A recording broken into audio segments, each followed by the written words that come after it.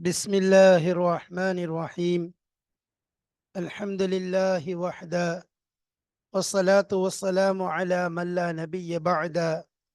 أما بعد، فقد قال جل وعلا في كتابه العزيز بعد أعوذ بالله من الشيطان الرجيم. بسم الله الرحمن الرحيم. يا أيها الذين آمنوا إذا تداينتم بدين إلى أجل مسمى فاكتبوه.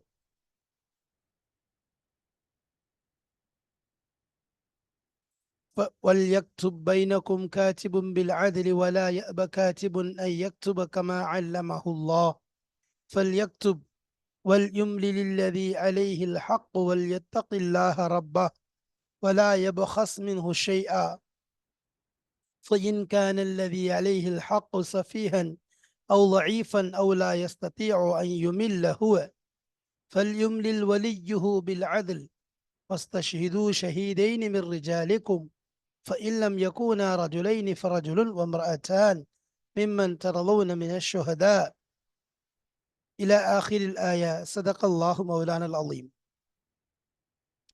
சங்கை நிறைந்த அல்லாஹுவின் நல்லடியார்களே, அன்பும் பாசமும் நிறைந்த மாணவ சகோதர சகோதரிகளே, அல்லாஹுடைய அருளினால் சஃபூத்து தஃபாசிர் என்ற விரிவுரை கிதாபின் மூலமாக சூரத்துல் பக்ராவுடைய ஆயத்துகளை நாம் தெளிவாக பார்த்து வருகிறோம். இந்த ஆயத்துகளுடைய விளக்கங்கள், இதனுடைய தெளிவுகள் நமக்கு அழகான முறையிலே கிதாபுடைய ஆசிரியர் தர்த்தீபான முறையில் நமக்கு சொல்லி வருகிறார்கள். அந்த வரிசையிலே இதுவரைக்கும் நாம் 281 ஆயத்துகளை முடித்து 282வது ஆயத்தை அடைந்திருக்கிறோம். இங்கு நாம் 282, 283 இந்த இரு ஆயத்துகளையும் தான் இன்ஷா அல்லாஹ் பார்க்க போகிறோம். قال الله تعالى يا أيها الذين آمنوا إذا تداينتم بدين என்று ஆரம்பமாகி வல்லாஹு பிமா தஅமலூன அலீம் என்று முடியும் ஆயத்து வரைக்கும் தான் அதன் விளக்கங்களை பார்க்க இருக்கிறோம். இதனுடைய ஒரு முக்கியத்துவம் என்னவென்றால், குர்ஆனிலே, திருமறை குர்ஆனிலே மிக நீண்ட ஆயத், நீளமான ஆயத் என்று சொல்லப்படக்கூடிய ஒரு ஆயத்தாக இருக்கிறது. எவ்வாறு குர்ஆனிலே சிறந்த ஆயத் என்று உண்டு, ஆயத்துல் குர்சி அதற்கு சிறந்த ஆயத் என்பதாக சொல்வார்கள். அல்லாஹு லா இலாஹ இல்லாஹுவல் ஹய்யுல் கய்யூம் என்று அந்த ஆயத் இருக்கிறதே, அது குர்ஆனிலே சிறந்த ஆயத். குர்ஆனுடைய இதயம் என்று உண்டு, சூரத்து யாசீனுக்கு சொல்லப்படும். அதேபோல் குர்ஆனுடைய அலங்காரம் ஜீனத் அர்ஷ், அதாவது அரூஸ் என்பதாக சொல்லப்படும் சூரத்து ரஹ்மானிற்கு. இவ்வாறு ஒவ்வொரு சூறாவிற்கும் சில ஆயத்துகளுக்கும் தனிச்சிறப்பு இருப்பதை போல் இந்த ஆயத் இருக்கிறதே, இந்த ஆயத் குர்ஆனிலேயே மிக நீண்ட ஆயத்தாக, நீளமான ஆயத்தாக இருக்கிறது. அது கடனுடைய ஆயத். யா அய்யுஹல்லதீன ஆமனு இதா ததாயன்தும் பிதைன் என்று ஆரம்பிக்கக்கூடிய இது ஒரு நீளமான ஆயத்தை அல்லாஹு தாலா கொடுத்திருக்கிறார். பாடத்தின் அடிப்படையில் பார்த்தால் இது 423வது பாடம். இந்த தலைப்பிற்கு நாம் கொடுத்திருக்கக்கூடிய அந்த அமைப்பும் அதே போல்தான்.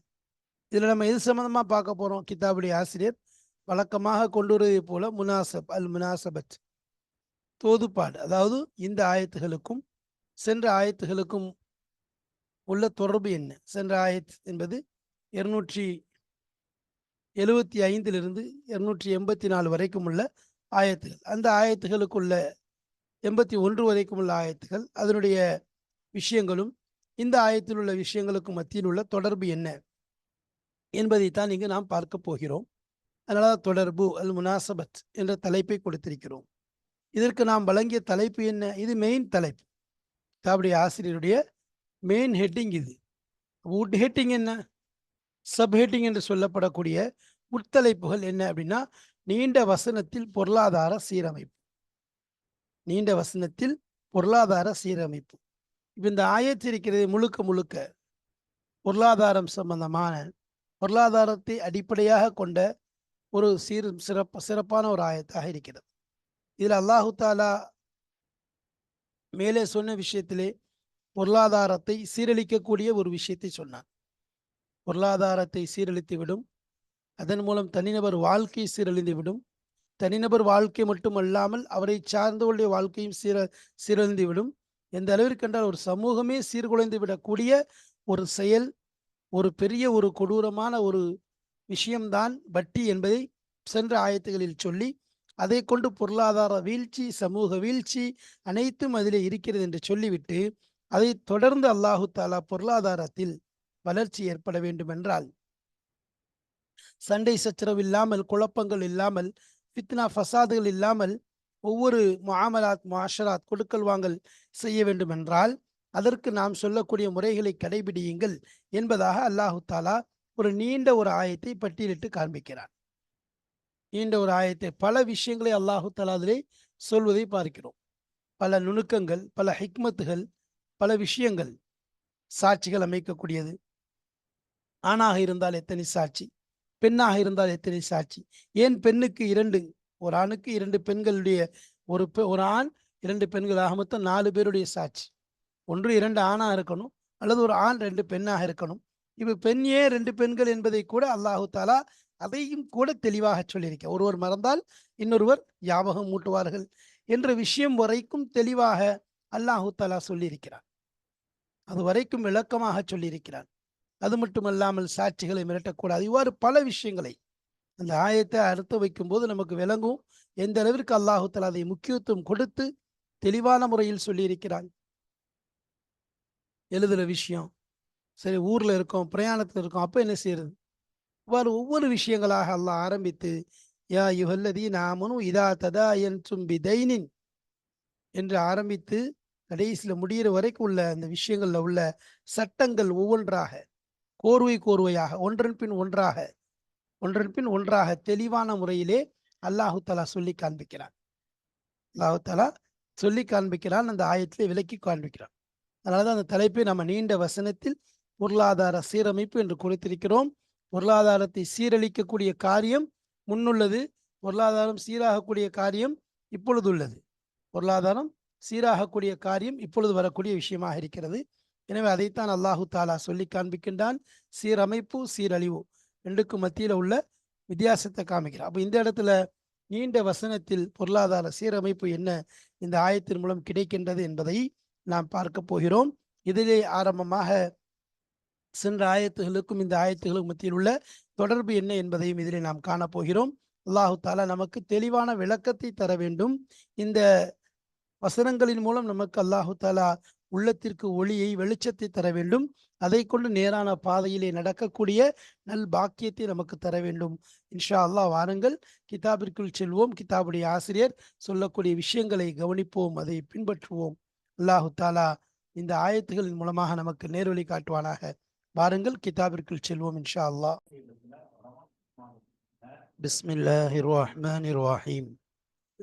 قال الله تعالى يا أيها الذين آمنوا إذا تداينتم بدين إلى والله بما تعملون عليم.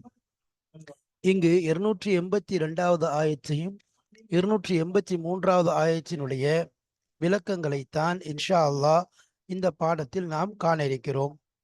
வழக்கமாக கிதாபுடைய ஆசிரியரின் தலைப்பிற்கேற்ப முதல் பாடமாக அல் முனாசபத் என்று சொல்லப்படக்கூடிய பாடத்தை தான் நாம் பார்க்க போகிறோம். பாருங்கள், அல் முனாசபத்.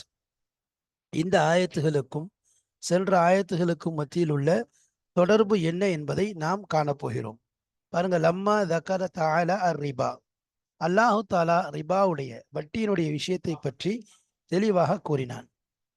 அல்லதீன யகுலூன ரிபா என்று ரிபாவை புழங்கக்கூடியவர்கள், ரிபாவை வட்டியை சாப்பிடக்கூடியவர்கள் சம்பந்தமாக அல்லாஹு தாலா சொன்னான். பையன மாஃபீஹி மின் கபாஹத்தின் வ ஷனாஅத்தின். அதிலே அல்லாஹு தாலா தெளிவாக விளக்கினான். எந்த ஒன்று அதில் இருக்கிறதோ, மின் கபாஹத்தின் அருவருக்கத்தக்க விஷயமான, வ ஷனாஅத்தின் அசிங்கம் கொண்ட விஷயமாக எதுவெல்லாம் இருக்கிறதோ அதையெல்லாம் தெளிவாக விளக்கினான். இன்ன முதலாவது லா யகூமுன இல்லா கமா யகூமுல்லதி யதஹப்பத்துஹு ஷைத்தானு மினல் மஸ்.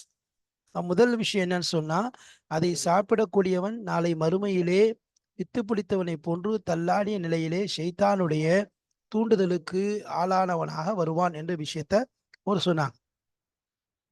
அடுத்ததாக சொல்லும்போது அல்லாஹு தாலா சொல்றான், வட்டியை அழித்து விடுவான் என்பதாக அல்லாஹ் சொன்னான்.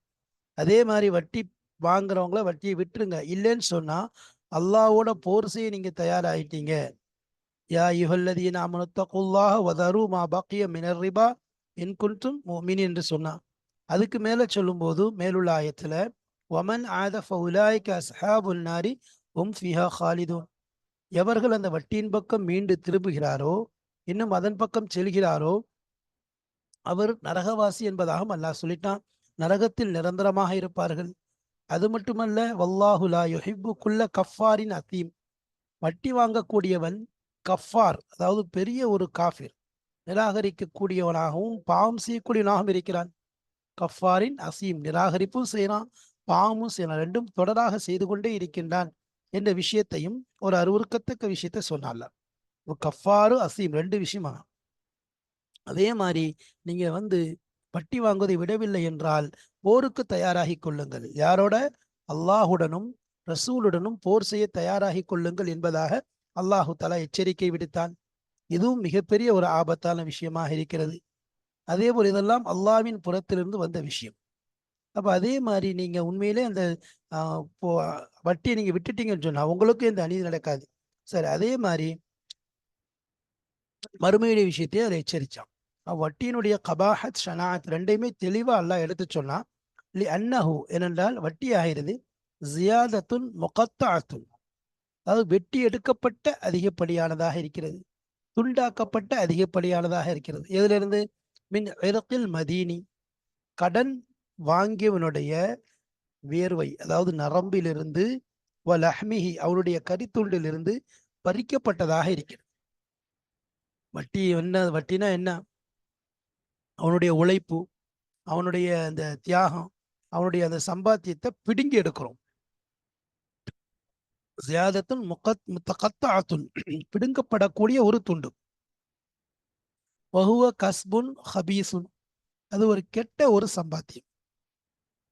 யம்கத்துஹுல் இஸ்லாமு வயுஹர்ரிமுஹு, அப்ப அந்த விஷயத்துல, அந்த வட்டியுடைய விஷயத்துல இஸ்லாம் கடுமையான கோபமடைகிறது. வயுஹர்ரிமுஹு, இன்னும் அதை ஹராமாக்குகிறது. வட்டியின் மீது, வட்டி வாங்கக்கூடியவன் மீது, அந்த சம்பாத்தியத்தின் மீது கடுமையான கோபத்தை இஸ்லாம் அடைகிறது. அது மட்டுமல்ல, அந்த செயலை ஹராமும் ஆக்கிவிட்டது. அல்லாஹு தஆலா தெளிவாக அதை ஹராமாக்கி விட்டான். நீங்க வட்டியை விட்டு விலகி விடுங்கள். வதரு மா பக்கிய மினர் ரிபா இன் குன்தும் முஃமினீன், மோமின்களாக இருந்தால் இதை விட்டு விலகி விடுங்கள். ஏன்னா அல்லாஹுக்கு ரசூலுக்கு பிடிக்காத விஷயம் அது. ஃபஅதனு பிஹர்பி மினல்லாஹி வ ரசூலிஹி, அல்லாஹ் ரசூலுடன் போர் செய்ய தயாராகி கொள்ளுங்கள் என்பதாக அல்லாஹு தஆலா அறிவிப்பு செய்யக்கூடிய அளவிற்கு மிக பெரும் ஒரு தீமையாக, அல்லாஹ்வுடைய கோபத்தை ஏற்படுத்தக்கூடிய பாவமாக இருக்கிறது. இஸ்லாம் வட்டியை முழுமையாக ஹராமாக்குகிறது. ஏனென்றால் அது கெட்ட ஒரு சம்பாத்தியம், அசிங்கமான ஒரு சம்பாத்தியம். அடுத்தவனுடைய கரியை எடுத்து தின்பது, அடுத்தவனிடமிருந்து அவனுடைய இரத்தத்தை உரிவது, இதெல்லாம் மிகப்பெரிய ஒரு கேடுகட்ட சம்பாத்தியமாக இருப்பதால் இஸ்லாம் அப்படிப்பட்ட அந்த சம்பாத்தியத்தின் மீது கடுமையான கோபம் அடைகிறது. கடும் கோபத்தின் வெளிப்பாடுதான் ஃபஅதனு பிஹர்பி மினல்லாஹி வ ரசூலி, அல்லாஹ் ரசூலிடமிருந்து உங்களுக்கு போருடைய அறிவிப்பு வருகிறது என்றால் அது எவ்வளவு கோபத்தினுடைய உச்சக்கட்டம். இஸ்லாத்தை பொறுத்த வரைக்கும் குர்ஆனிலே ஃபஅதனு பிஹர்பி மினல்லாஹி வ ரசூலிஹி என்று வந்திருக்கிறது இந்த ஒரு இடம்தான். அல்லாஹ்விடமிருந்து போர் தொடுக்கக்கூடிய, அல்லாஹ் போர் தொடுக்கிறான், அல்லாஹ்வும் அவனுடைய தூதரும் போருடைய அறிவிப்பு செய்கிறார்கள் என்றால் அது இந்த ஒரு ஆயத்தாகத்தான் இருக்கிறது. இது இந்த ஒரு செயலுக்கு எதிராக கடுமையான போர். ஹதீஸ்லே வந்திருக்கின்றது, யார் அல்லாஹ்வுடைய வழியை நோவினை செய்கிறாரோ அவர் என்னை நோவினை செய்தது போன்று என்று அதன் இறுதியிலே அவருடன் அல்லாஹ் போர் செய்கிறான் என்று வருகிறது. அப்ப இந்த இடத்துல இஸ்லாம் இந்த செயலுக்கு, இந்த கெட்ட செயலுக்கு கடுமையாக கோபத்தை வெளிப்படுத்துகிறது. வயுஹர்ரிமுஹு, எனவேதான் அதை ஹராமாக்கி விட்டது, அது செய்யக்கூடாதுங்கிறத சொல்லிட்டான். இப்போ ஆக்கபஹு பிதிக்ரில் கர்லில் ஹசனி பிலா ஃபாயிதத்தின். அப்ப அடுத்ததாக அதை தொடர்ந்து அல்லாஹு தஆலா சொல்லுகிறான், பிதிக்ரில் கர்லில் ஹசன், அழகான கடனை பற்றி நினைவு கூறுவதை அல்லாஹ் சொல்கிறான். அழகான கடன் சம்பந்தமான விஷயத்தை அல்லாஹ் சொல்கிறான். பிலா ஃபாயிதத்தின் வதிக்ரில் அஹ்காமில் ஹாஸத்தி பித்தைனி வத்திஜாரத்தி ஒரு ரஹனி, பிலா ஃபாயிதத்தின் எந்தவித ஃபாயிதாவும் இல்லாமல் அல்லாஹ் பின்னால் துறைகிறான். அஹ்காம் அல் ஹாசத்தை குறிப்பான சட்டங்களை கடன் சம்பந்தமான சில குறிப்பான சட்டங்களை அல்லாஹு தலா எடுத்து கூறுகிறான். ஒத்திஜாரத்தி இன்னும் வியாபாரம் சம்பந்தமான ஒரு ரஹனி இன்னும் அடமான சம்பந்தமான விஷயங்களை அல்லாஹ் கூறுகிறான். அதனுடைய என்ன சொல்றான் அப்படிங்கிறது நம்ம தெரியணும். அதாவது இந்த ஆயத்துல ஈமான் கொண்டவங்களை இப்ப என்ன சொல்றான், நீங்க ஒரு கடன் கொடுத்தீங்க அப்படின்னு சொன்னா ஒரு தவணை அளவுக்கு அதை எழுதி கொள்ளுங்க. கடன் விஷயத்துல எழுதும் போது எழுதக்கூடியவர் நீதவானா இருக்கிறது நல்லது. அதே மாதிரி எழுதுறவர் அல்லாஹ் எதை அவர் கற்றுக் கொடுத்தானோ அதை எழுத அவர் மறுக்க வேண்டாம். சரி, எழுதுறதுக்கு என்னது சடை ஏற்பட்டுச்சு அல்லது வேற ஏதாவது சிக்கல்ல எனது அல்லாஹ் பயந்துக்குங்க, எந்த விதமான அநியாயமோ ஒரு குளறுபடியோ செய்யக்கூடாது என்பதாக அல்லாஹ் அந்த கடனுடைய சட்டத்தை சொல்லிக்கிட்டே வரான். அப்ப நீங்க 2 சாட்சிகளை ஏற்படுத்தி கொள்ளுங்க. ஆண்களாக இருந்தால் 2 சாட்சி, அல்லது பெண் இருந்தாங்கன்னு சொன்னா ஒரு ஆண் 2 பெண்கள், இப்படி சாட்சி ஏற்படுத்தி கொண்டு, ஏன்னா ஒருவர் மறந்தால் கூட மற்றொருவர் ஞாபகம் ஊட்டுவதற்கு தோதுவாக இருக்கும் என்ற அடிப்படையில கடனுடைய சட்டத்தை அல்லாஹு தலா சொல்லிவிட்டு தெளிவானவர்கள் சொல்றான். அதே மாதிரி அதுல நீங்கள் அல்லாஹ்விடத்துல நீதமானவர்கள் நடந்து கொள்ளுங்கள். ஒருத்தருக்கு ஒருத்தர் என்ன செய்ய வேண்டாம், பொய்யோ குளறுபடியோ மாற்றமோ செய்யக்கூடாது என்பதை சொல்லிட்டான். அதோடு சேர்ந்து வியாபாரம் சம்பந்தமான விஷயங்களையும் அல்லாஹு தலா கூறுகிறான். அதனுடன் அந்த ரஹன் என்று சொல்லப்படக்கூடிய அந்த அடமானம் சம்பந்தமான விஷயங்களையும் அல்லாஹ் எடுத்து கூறுகிறான். இந்த விஷயங்களை இந்த எதுக்கு பிறகு வட்டியை சொன்னதற்கு பிறகு அதை தொடர்ந்து இது சம்பந்தமாக அல்லாஹ் பேசுகிறான். குல்லுஹா துருக்குன் ஷரீஃபத்துன் லி தன்மியத்துல் மாலி. இந்த ஒவ்வொன்றும் குல்லுஹா இந்த ஒவ்வொன்றும் துருக்குன் ஷரீஃபத்துன் கண்ணியமான பாதை. லி தன்மீஹில் மால், அதாவது லி தன்மியத்தில் மால்னா பொருளுடைய வளர்ச்சி ஏற்பதற்கு, பொருள்ல வளர்ச்சி ஏற்பதற்கு ஒரு குறிப்பிட்ட ஒரு பாதைகளாக இருக்கிறது. ஜியாதத்திஹி அதனுடைய பொருள்ல வளர்ச்சி ஏற்பட அதிகரிப்பு ஏற்பட. ஏன்னு சொன்னா கடன், அதாவது வியாபாரம் இருக்குது, வியாபாரத்தின் மூலம் அடமானத்தின் மூலம் இவைகளெல்லாம் ஒரு வழிபாதை. என்ன வழிபாதை அப்படின்னு சொன்னா பொருள்ல வளர்ச்சி ஏற்படும், இன்னும் அதில் அதிகரிப்பு ஏற்படும். பிமா ஃபிஹி சலாஹுல் ஃபர்தி வல் முஜ்தமஇ. அப்போ பொருள் அதிகரிச்சதுன்னு சொன்னா அதை கொண்டு என்ன மாற்றம் ஏற்படும் அப்படின்னு சொன்னா தனி மனிதனுடைய சீர்திருத்தம் ஏற்படும், தனி மனிதனுடைய வாழ்க்கையில ஒரு முன்னேற்றம் ஏற்படும். வல் முஜ்தமஇ அதே போல் ஒரு கூட்டு வாழ்க்கை, ஒரு கூட்டு வாழ்க்கையிலே ஒரு தனிப்பட்ட ஒரு முன்னேற்றம் ஏற்படும். பொருளுடைய வளர்ச்சின்னா கியாமல் லின்னாஸ் என்று அல்லாஹ் ஒரு இடத்துல சொல்றான். கியாமல் லின்னாஸ் அதாவது மக்களை ஒரு நிலை பெறச் செய்யக்கூடிய ஒரு சாதனம் தான் பொருளாக இருக்கிறது. அப்ப அதை கொண்டு மனிதன் தன்னை நிலைப்படுத்திக் கொள்கிறான், தன்னுடைய தேவைகளை நிறைவேற்றிக் கொள்கிறான், தன்னை ஒரு ஒரு ஒரு மனிதனாக நினைக்க முடிகிறது அவனால். அப்ப அதனால அந்த பொருளை வளர்ச்சி ஏற்படுவதை கொண்டு அதில் அதிகரிப்படுவதன் மூலம் தனிப்பட்ட நபருடைய வாழ்க்கையும் சரி அதுல சீர்திருத்தம் ஏற்படுவதும், அதே போல முஜ்தமா ஒரு சமுதாயத்தின் சீர்திருத்தம் அது அடங்கியிருக்குது. அதனாலதான் அல்லாஹு தாலா இந்த விஷயங்களை ரொம்ப அழகான முறையில எடுத்து சொல்றான். அதே மாதிரி அதை தொடர்ந்து அல்லாஹ் சொல்லும் போதே நீங்க பிரயாணத்துல இருக்கீங்க, கொடுக்கல் வாங்கல் செய்ய வேண்டிய நிலைமை இருக்குது. இப்ப அந்த நேரத்துல எந்த விதமான எழுத்தாளர் நீங்க பார்க்க முடியாது, ஏதாவது எழுத்தாளர் அங்க தேட முடியுமா? அப்ப அந்த மாதிரி நேரத்துல என்ன செய்யுங்க, ஏதாவது ஒரு பொருளை நீங்க கைப்பற்றி வச்சுக்கொள்ளுங்க. ரஹன்னா என்ன, திஜாரத்னா என்ன, ரஹன்னா என்ன, தைன்னா என்ன? தைன் என்றால் என்ன செய்யறது, கடனாக கொடுப்பது. ஒருத்தர் என்ன செய்யறாரு, கஷ்டத்திலேயோ இல்லை மற்றவர்கிட்ட கடனாக பெறுகிறார், காசை கடனாக பெறுறாரு. இந்த கடனாக வாங்குவதற்கு தைன் என்று சொல்லப்படும். சரி, அவருடைய பொறுப்புல அந்த பொருள் ஆயிடுச்சு. அடுத்து திஜாரத்னா என்ன, கொடுக்கல் வாங்கல். அதாவது இவர் காசை கொடுக்குறாரு, அவர் அதுக்கு பதிலாக பொருளை கொடுக்குறாரு, அல்லது இவர் ஒரு பொருளை கொடுக்குறாரு, அவர் வேற ஒரு பொருளை கொடுக்குறாரு. இதுதான் திஜாரத். திஜாரத்தை பொறுத்த வரைக்கும் ஆரம்ப காலத்துல பண்டமாற்று முறை நடந்துட்டு இருந்துச்சு. உதாரணமா இவர் அரிசியை கொடுக்குறாரு, அவர் கோதுமையை கொடுப்பாரு, இவர் மணி கோதுமை கொடுக்குறாரு, அவர் இந்த மாதிரி இது நடந்துட்டு இருந்துச்சு. அப்ப ஏன்னா இது தொடர்ந்து என்ன முன்னாடி உள்ள விஷயங்கள் எல்லாம் வட்டியை பத்தி சொல்லப்பட்டுச்சு. வட்டியில எதை கொடுத்தாலும் என்னது, அதுல அந்த வியாபாரத்துடைய ஒழுக்கம் அதுல இருக்கு. நான் கொடுக்கும் போதும் ஒரே பொருளாக இருந்தால் உடனடியாக என்ன செய்யணும், கொடுத்துடணும். அளவும் கூடக்கூடாது, தஃபாதுலும் ஏற்படக்கூடாது. அதே மாதிரி காலமும் தவணையும் மாறக்கூடாது. சரி, வேறு வேறு பொருளா இருக்கு, வேறு வேறு பொருளாக இருந்தால் 2 பொருளையும் வேறு வேறாக இருந்தால் அப்பொழுது ஏற்றத்தாழ்வில் எந்தவித பிரச்சனையும் இல்லை. இவர் ஒரு பொருளை கொடுக்குறாரு, அவர் ஒரு பொருளை கொடுக்குறாரு. உதாரணமா இவர் டாலரை கொடுக்குறாரு, அவர் ரூபாயை கொடுக்குறாரு. அப்போ $1 80 அப்படிங்கும்போது ஒன்றும் பிரச்சனை இல்லை. இப்போ $100 இவர் கொடுத்தாருன்னா அதுக்கு ரூ. 8,000 கொடுப்பாரு. அப்போ 100 எங்க இருக்கு, 8,000 எங்க இருக்கு? அப்படின்னா ரெண்டுலையும் ஜின்ஸ் மாறிடுது. ரெண்டுடைய ஜின்ஸ். இதுக்கு பேரு ரூபாய் என்று சொல்றாங்க. இந்தியன் மணிக்கு மணி என்று சொல்லுவாங்க. அமெரிக்கன் மணிக்கு டாலர் என்று சொல்றாங்க. அப்போ ரெண்டுலையும் ஜின்ஸ் மாறுறதுனால அதுல ஏற்றத்தாழ்வு இருக்கலாம். அதுல எந்த விதமான குறையும் கிடையாது. அப்ப அதே மாதிரி வியாபாரம் அந்த அடிப்படையில் அரிசி, அதுக்கு பதிலா பருப்பு கொடுக்கறது, இப்போ வியாபாரங்கள் இருக்கு. இதுல வந்து ஈஜாப் கபூல் என்பது நிக்கால் இருக்க மாதிரி, நான் கொடுத்து விட்டேன், வாங்கி விற்று விட்டேன், அவர் நான் வாங்கிட்டேன்றது. அதே மாதிரி மஜ்லிஸுடைய ஒழுக்கங்கள், அதே இடத்துல உட்கார்ந்து பேசுறது, அது இஃப்தியார் என்று சொல்லப்படக்கூடிய 1 நாள் 2 நாள் 3 நாள் தவணை, அதாவது குறை இருந்துச்சு ஏதாவது அப்படின்னு சொன்னா 3 நாளைக்குள்ள அதை கொண்டு என்ன செய்யணும், கொடுக்கணும். அதே மாதிரி வல்பாயு ஹியார், இப்படி அதுல பல சட்டங்கள் இருக்கு வியாபாரம். அப்போ வியாபாரம்ங்கிறது ஒரு ஹலாலான ஒரு சம்பாத்தியம். அந்த வியாபாரத்தை பத்தி சொல்லப்படுது. அடுத்து ரஹன். ரஹன்னா என்ன? அடமானம். அடமானம் வேற, அடகு வேற. இன்னைக்கு எல்லாரும் நினைச்சிடும் அடகுதான் அடமானம் சொல்லி. அடமானம் என்பது என்னன்னு சொன்னா, இன்னைக்கு நடைமுறை உள்ள அடகு வந்து வட்டி.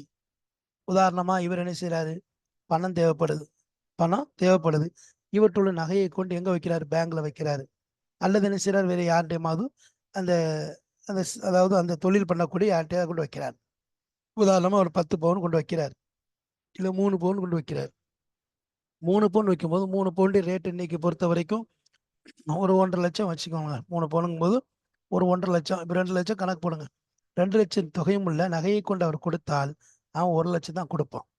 1,00,000 கொடுத்துட்டு இப்போ உதாரணமா 5 வருஷம் 3 வருஷம் 4 வருஷம் அதை பத்தி பிரச்சனை இல்லை. 1,00,000க்குரிய நகைக்குரிய 1,00,000 திருப்பி கொடுத்துட்டு அந்த நகைகளை பெற்றுக்கொள்ளலாம். ஆனா அவர் கொடுக்கும் வரைக்கும் ஒவ்வொரு மாசமும் அந்த 1,00,000க்குரிய வட்டியை கட்டிக்கிட்டே இருக்கணும்.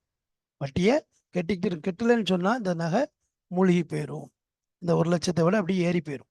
அப்ப அதனால இது அடமானம் என்பதாக சொல்லுவாங்க. இந்த அடமானம் இன்னைக்கு நடைமுறையில் உள்ளது.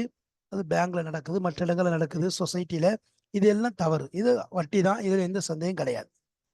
அடமானம் என்றது என்ன?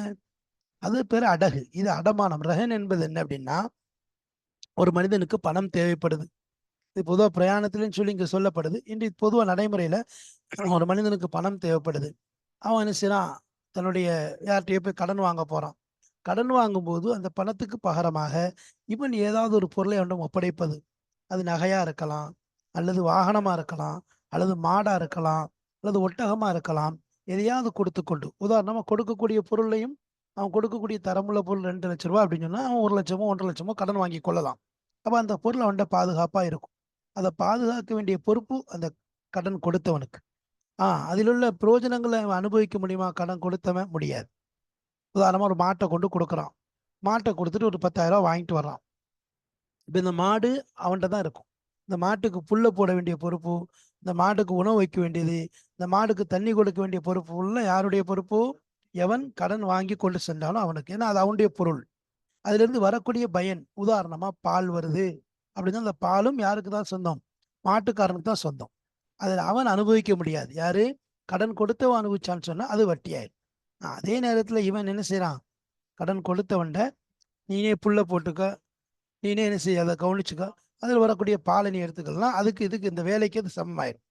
ஆனா இல்லைன்னு சொன்னா அவனுடைய முழு பொறுப்பும், அதில் வரக்கூடிய பயன்கள் எல்லாமே இவனுக்கு சொந்தமானது. அதை மாட்டுக்கு தண்ணி கொடுக்கறது எல்லா பொறுப்பும் இவன் தான் பார்த்துக்கொள்ளணும். அப்ப இதுக்கு தான் ரஹன் என்று சொல்லுவாங்க. இது இன்னைக்கு நடைமுறையில் ரொம்ப குறைவாயிடுச்சு. இன்னைக்கு நடக்க இருக்கிற மாதிரி தெரியல. அப்ப இந்த விஷயங்கள் எல்லாம் அல்லாஹ் சொல்றது காரணம் என்னன்னா, இவைகள் மூலம் பொருளாதாரத்துல முன்னேற்றம் ஏற்படுது, பொருள் அதிகரிக்குது, பொருளாதாரம் வளருது. இது வந்து தனிப்பட்ட வாழ்க்கையிலும் சரி, ஒரு கூட்டு வாழ்க்கையிலும் ஒரு மாற்றத்தை ஏற்படுது. அப்ப ஆயத்து தைனி அத்துவலு ஆயாத்தில் குர்ஆனி அலல் இத்லாக்கி. அப்ப குர்ஆனிலேயே இருக்கக்கூடிய ஆயத்துகள்ல, குர்ஆன்ல பல ஆயத்துகள் வந்தாலும், உதாரணமா பக்ராவுடைய ஆயத்திலே 286 ஆயத்து வருது. மொத்தம் குர்ஆன் எடுத்து 6,666 ஆயத்துகள் வருதுன்னு சொன்னா, இந்த ஆயத்துகள்ல மிகப்பெரிய ஆயத்து என்று சொல்லப்படுவது குர்ஆனுடைய ஆயத்துகள்ல மிக நீண்ட ஆயத்து என்றால் இது இத்லாக், அதாவது பொதுவா இந்த கடனுடைய ஆயத்தாகத்தான் இருக்கு. மிம்மா எதுல் அலா இனாயத்தில் இஸ்லாம். இஸ்லாம் வந்து இதுல எவ்வளவு தொலைக்கு கவனத்தை செலுத்துது என்ற விஷயத்தை தெரிந்து கொள்ள வேண்டும். பின் நலுமில் இக்திசாதியத்தி, பொருளாதார பொருளாதார அமைப்பு வலுவாக வேண்டும், பொருளாதார அமைப்பு சீர்பெற வேண்டும், பொருளாதார அமைப்பிலே கவனம் செலுத்த வேண்டும் என்பதற்காக வேண்டி. மிம்மா எதுல் எந்த ஒன்று அறிவிக்கிறதோ அலா இனாயத்தில் இஸ்லாம் இஸ்லாத்தினுடைய கவனிப்பின் மீது பின் நதுமில் இக்திசாதியா பொருளாதாரத்தினுடைய சீரமைப்பின் மீது இஸ்லாம் எந்த அளவிற்கு கவனம் செலுத்துகிறது என்ற விஷயத்தை அறிவிப்பதன் அடிப்படையில பொதுவான விஷயத்தின் மீது அல்ல பொதுவான முறையில குரானுடைய ஆயத்துகள்ல மிக நீளமான ஆயத் கடனுடைய ஆயத்தாக இருக்கிறது. அப்போ குரான்ல இருக்கக்கூடிய ஆயத்துகள்லே மிகப்பெரிய ஆயத் கடனுடைய ஆயத்து தான். இதன் மூலம் நமக்கு என்ன தெரியும்னா, இஸ்லாமிய அடிப்படையில இஸ்லாம் குரான்ல வந்து பல ஆயத்துகள், பல சட்டங்கள், பல விஷயங்கள் சொல்லப்பட்டாலும் இந்த ஆயத்தை போன்று பெரிய ஆயத்து எதுவுமே கிடையாது.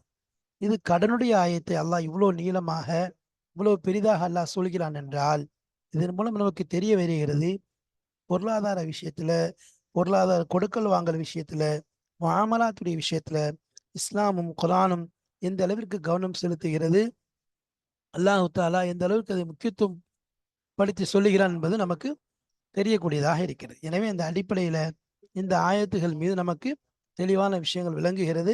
இதுதான் தோதுப்பாடு ரெண்டுக்கும் மத்தியில உள்ள சென்ற ஆயத்துகள் வட்டியை பத்தி சொன்னவன் அல்லாஹு தாலா இங்க இதை பத்தி வியாபாரத்தை பத்தி, கொடுக்கல் வாங்கலை பத்தி, அதே போல் அடமானம் வைப்பது சம்பந்தமாக, கடன் சம்பந்தமாக தெளிவான முறையில் விளக்கி பொருளாதார விஷயத்துல முன்னேறுவது என்பது இஸ்லாம் வரவேற்கக்கூடிய விஷயம்தான்.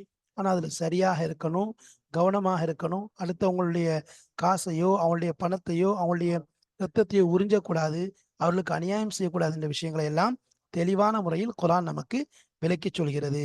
எனவே இந்த விஷயத்தின் மூலம் முன் சென்ற ஆயத்துகளுக்கும் இந்த ஆயத்துகளுக்கும் மத்தியில் உள்ள தொடர்பு நமக்கு தெளிவாக விளக்கப்படுகிறது.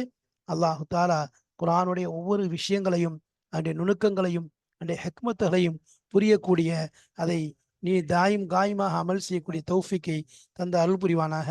வாஹிர் தாவானா அல்ஹம்துலில்லாஹி ரபில் ஆலமீன். அஸ்ஸலாமு அலைக்கும் வரஹ்மத்துல்லாஹி வபரகாத்துஹு.